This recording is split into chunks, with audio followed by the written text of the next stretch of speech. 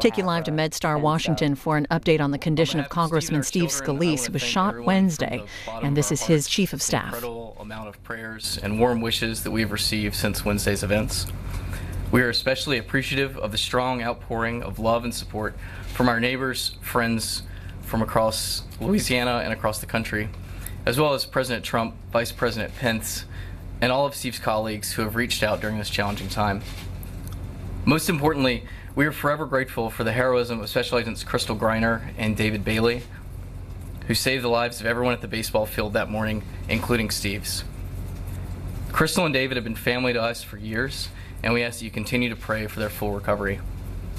I would also like to personally thank all of the first responders who bravely assisted at the scene, as well as the entire staff of MedStar Washington Hospital Center for their continued excellent care. Our family asks that you continue to pray for Steve, Matt Micah, Zach Barth, and all of those hurt in this attack, and keep them in your thoughts and prayers during their recovery. Thank you.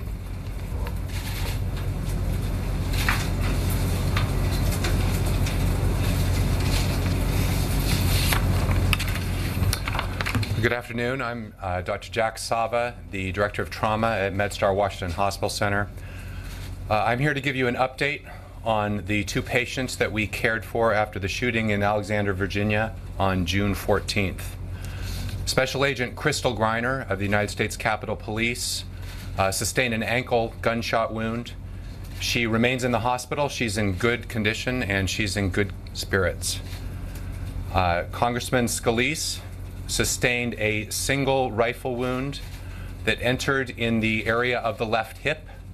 It traveled directly across towards the other hip in what we call a transpelvic gunshot wound. The round fragmented and did substantial damage to bones, internal organs, and blood vessels. I understand he was awake on scene, but by the time he was transported by helicopter to the MedStar Trauma Center, he was in shock. My partners, Dr. Tony Shiflett and Dr. Christine Trankium, saw him in the trauma center with the other doctors and nurses there. They treated him there and quickly brought him to the operating room where we performed surgery. In the operating room, he was in critical condition. Units of transfusion for ongoing hemorrhage from multiple locations.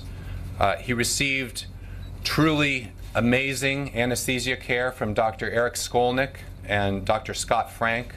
Due to their great work, we were able to get him through that procedure, and we then took him to the radiology suite where he underwent an additional procedure by Dr. Arshad Khan to further control bleeding. From there, we went to the intensive care unit where he got additional care under the direction of Dr. Chadi Abouasali, and he remains in the ICU today. Yesterday, Dr. Trankium and I did an additional operation, and Dr. Robert Golden, our Director of Orthopedic Trauma, did an operation to repair a broken bone in his leg. The Congressman's status remains critical.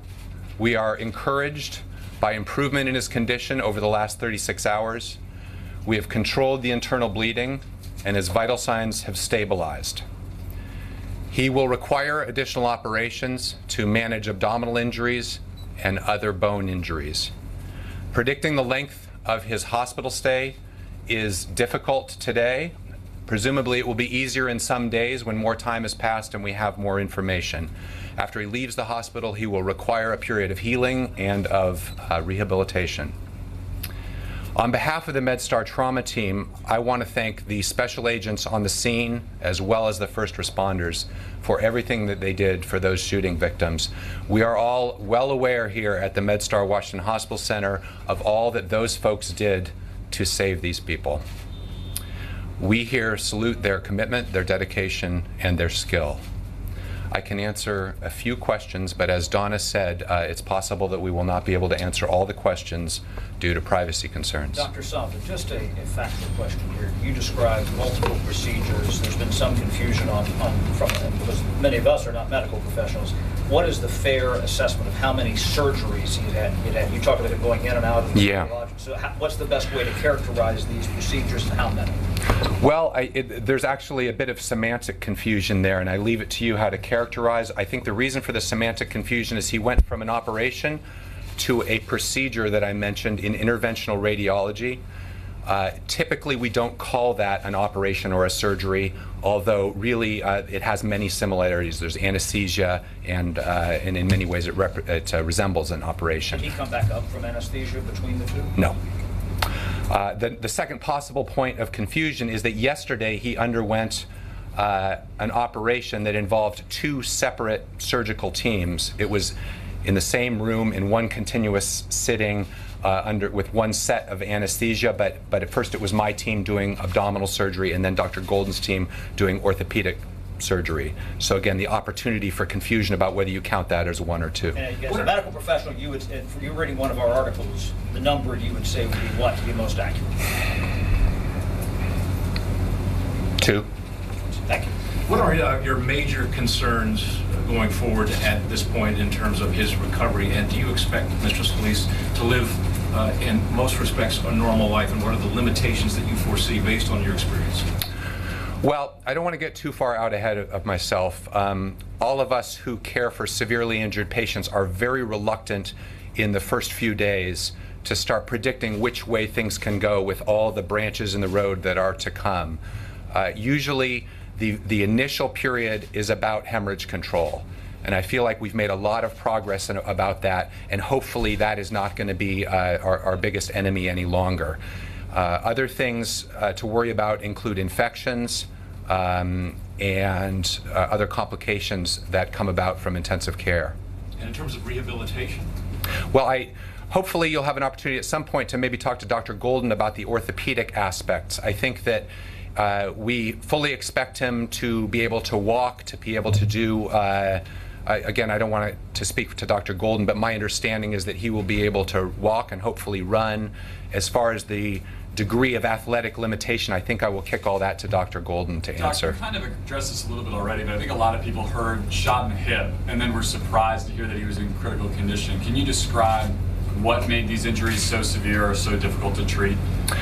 Well, I think I've thought about that because I was surprised by some of the reports also. I would encourage you to talk to your military medical colleagues about what it means to be shot with a high-velocity rifle in the hip region, because most of us would not even think to consider that a benign wound. As I said, in his case, the major initial risk to life is because of the hemorrhage that results when that bullet travels through blood vessels.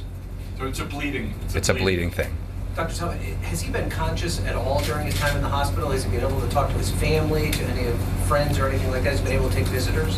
He's been sedated, but we've been able to turn down that sedation enough for him to respond to his family members, and he clearly knows that they're there and appreciates their presence. Does he seem to understand at all what he's going through at this point? I don't want to get into the details of what I think he's going through. I think that we're happy to see that he can respond to us and to the family. Dr. Salva, was the broken leg a result of that bullet splintering once it entered his hip, or was that did that happen when he fell after he was shot? No, it was a result of the bullet. Is the bullet, you guys have gotten all the pieces of the bullet out? Where are you in that status? Typically, that's the first question that gunshot victims ask is, when are you taking the bullet out? It's quite common that we don't remove bullets and fragments, and that's the case here as well. That I have not counted, but I would guess that there are hundreds of fragments, and usually there's more risk involved in trying to find and remove those fragments than benefit. So we have no intention to try to remove all bullet fragments at this point. And the internal organs that you were concerned about, can you speak more on that? I think we've decided we're not going to get into too much detail about specific internal injuries at this time. Dr. Yes, sir. Agent Greiner, when might she be released? I don't have information on that. Dr. Golden has operated on her, and I don't know the answer to that. Only one surgery for her? She has had one operation at this point. Dr. Golden could answer as to whether additional work will be needed. Bottom line right now, you sound optimistic about your Congressman. Well, you know, I like to say it's my job to be pessimistic, and so if you accuse me of being optimistic, I feel bad about that. I feel a lot more confident and a lot more optimistic than I did 2-3 days ago. How serious of a situation, how would you describe the seriousness of it when he was first here and the risk that he could possibly die? I would say that when he arrived, he was in critical condition with an imminent risk of death.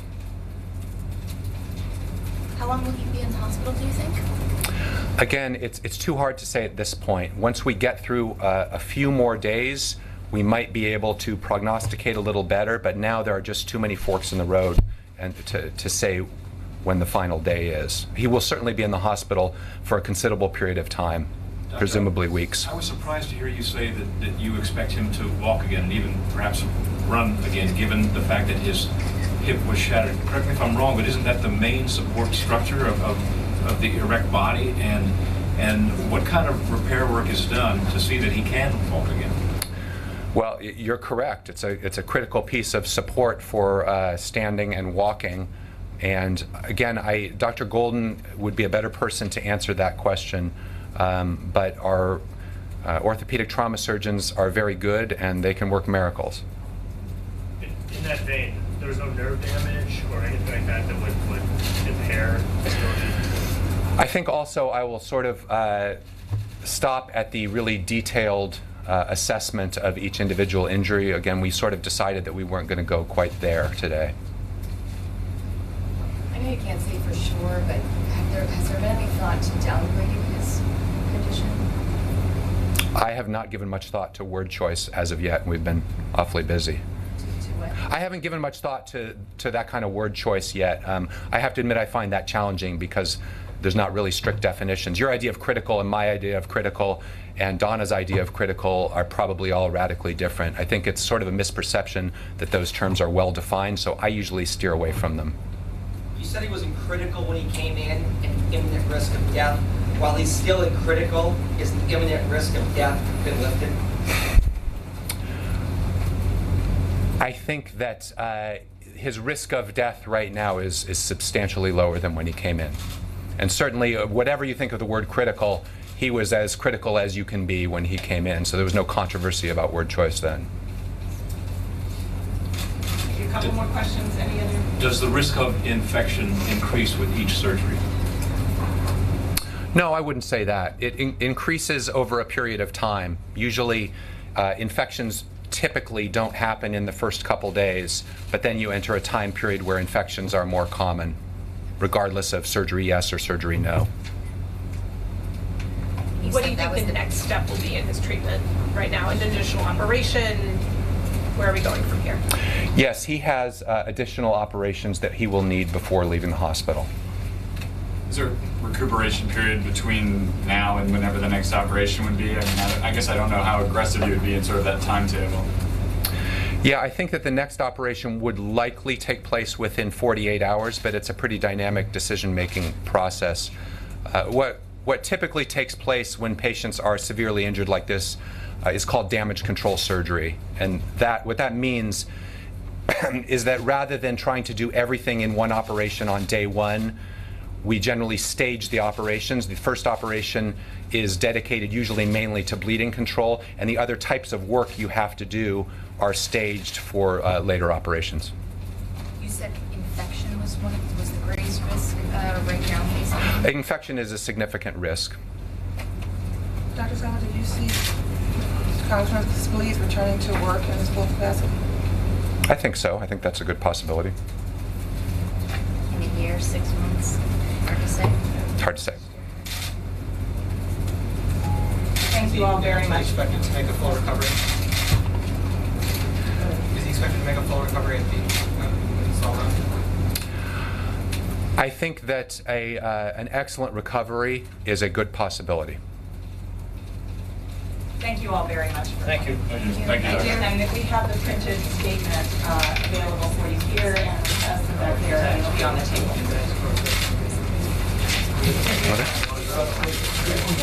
Sure.